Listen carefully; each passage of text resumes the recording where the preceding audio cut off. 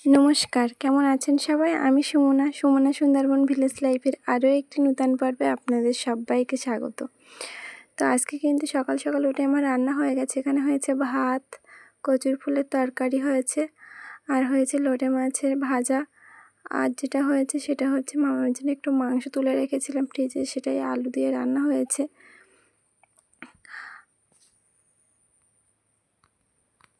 তারপরে কিন্তু এখানে কচু দিয়ে নদীর একটা মাছ রান্না হয়েছিল। আজকে সকাল থেকে যা রোদ ছেড়েছে আর সেরকম গরমও ছেড়েছে, আর আকাশে মেঘলাও আছে, হয়তো এক সময় বৃষ্টি আসবে। আর তারপরে কিন্তু আমার চান করে একদম রেডি হয়ে ঠাকুর দেওয়া হয়ে গেছে।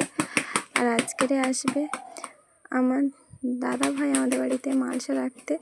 তো ছোটো পিসিমা মারা গেছে, সেই জন্য এখানে তিউড়ি করা হয়েছে। দাদা ভাই আসবে, হবিষ করবে। তো আমি এখানে সকাল বেলা তো চান টান হয়ে গেছে, আর এখন দাদাভাই যে হবিষ করবে সেই সবজিগুলো কেটে নিচ্ছি। তো এখানে দিয়েছি আলু, কুমড়ো, আরও ভেন্ডি দিয়েছি। তো প্রচণ্ড রোদ আর গরম ছেড়েছে, মনে হয় বৃষ্টি আসবে, আকাশে সেরকম মেঘলাও করেছে। আর দাদাভাই গিয়েছে একটু দাদুদের বাড়িতে নিমন্ত্রণ করতে, তো সেখান থেকে এসে কিন্তু হবিষ করবে। তো আমার তো আলুটা ছাড়ানো হয়ে গেছে, আর এবার কিন্তু কুমড়োটা ছাড়ানো হয়ে গেছে। আর একবার ছোটো ছোটো করে পিস পিস করে কেটে নেব, যেহেতু আতপ চালে ভাতে দেবো। আর মালসা যেহেতু রান্না হয় এই হবিষ অন্ন, তো সেই জন্য ছোটো ছোটো করে পিস পিস করে কেটে দিচ্ছি দেখি। আর এখানে কিন্তু আমার মামাম কিন্তু আমাকে হেল্প করছিল আমার সঙ্গে।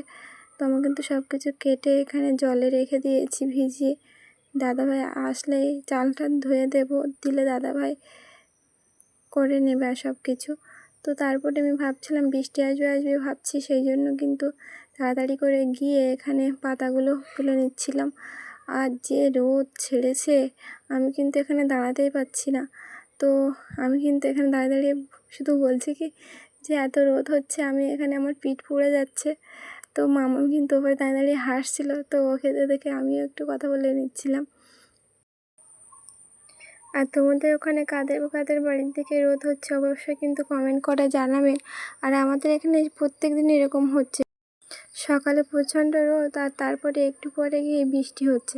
তো তারপর দাদাভাই চলে এসছে, আর আমি এখানে সব কিছু রেডি করে দিয়েছি। আর হাওয়া আসছিলো বলে এখানে পেপারটাও ফেলে দিয়েছি। আর দাদাভাই কিন্তু এখন এখানে হবিষ অন্ন চাপিয়ে দিয়েছে। আর এখানে রোজকার দিনের মতো কিন্তু আজকেও বৃষ্টি শুরু হয়ে গেছে একই সময়ে।